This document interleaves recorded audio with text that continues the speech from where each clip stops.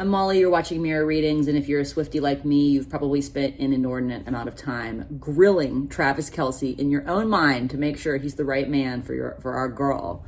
And he might be, all right? Looking at his gene keys, I can say he might be. Let's get into it. This is Mirror Readings. I'm Molly, and today I'm reading Travis Kelce and Taylor Swift's gene key profiles. So whenever I'm doing mirror readings, which is compatibility readings where I compare two people's charts, I always look to see where there's doubles.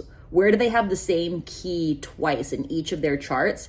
And Travis and Taylor have it in gene key 14, which is the shadow of compromise, the gift of competence, and the city of bounteousness. Now he's got it in his IQ and she's got it in her EQ. So those are right next to each other in the Venus sequence. In his IQ, that's his intelligence quotient. That's how he relates to people mentally. And having that shadow of compromise there makes me wonder if he's settled in the past for intellectual connection, like if he's compromised on that and gotten less than what he wants in terms of like mental stimulation from past partners. She's got it in her EQ, which makes me wonder if she's compromised emotionally. I mean, duh, we have the album, so we know that she got burned, but both of them seem hopefully to have left this shadow of compromise in the past. Also, Travis has gene key 33 twice in his profile. I think he's got it in his SQ and in his, his core. So that's the shadow of forgetting and the gift of mindfulness. Having the same key twice in your profile is a big indicator that it's a huge part of your karma and your soul's correction. But having two keys right next to each other is always interesting to me. And the shadow of forgetting is pretty specific. It's about forgetting our individual selves because we're so caught up in codependence. This is a very specific shadow. It doesn't mean forgetting anything. It means forgetting our individual selves, and potentially where he's got it in his SQ at the end of his Venus sequence and his core at the end of the Venus sequence in the beginning of the Pearl sequence. Your core is a super important gene key, and it has to do with where his core wound becomes his core stability. So I'm curious about this shadow of forgetting that might make him wired for codependence. Now, in his relationship purpose, okay, he is wired for perseverance. In his attraction sphere, which determines what he's attracted to and what's attracted to him, he's got the shadow of, intolerance and the gift of understanding.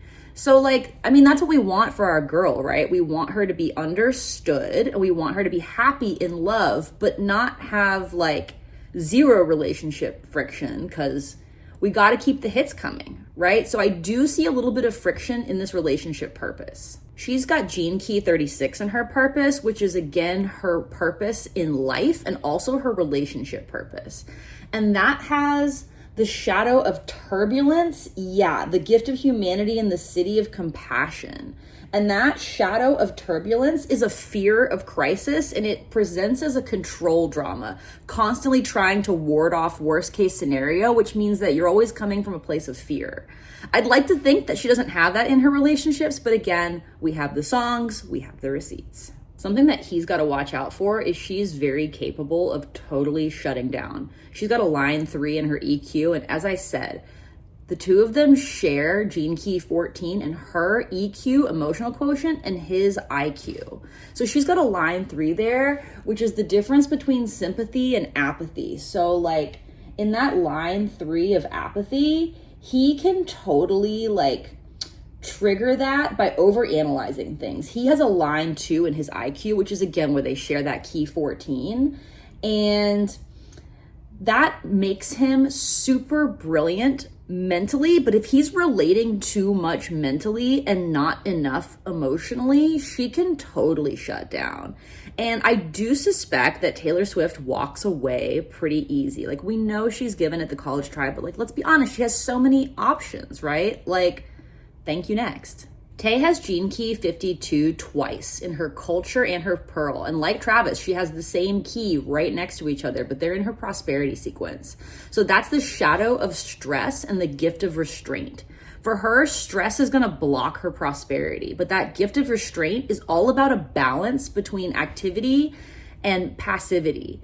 So when she's in that balance, she's in her pocket for getting the bag. Now we know this bitch has no problem getting the bag, but she is at high risk of being stressed out and being blocked creatively and in terms of her prosperity. So she really needs to be with a dude who's a fucking chiller, which it seems like Travis is. And here's another green flag. Travis is a line 1 in his pearl, and line 1 is simplicity. Line 1s only see money as a tool to live more simply and have more creative freedom.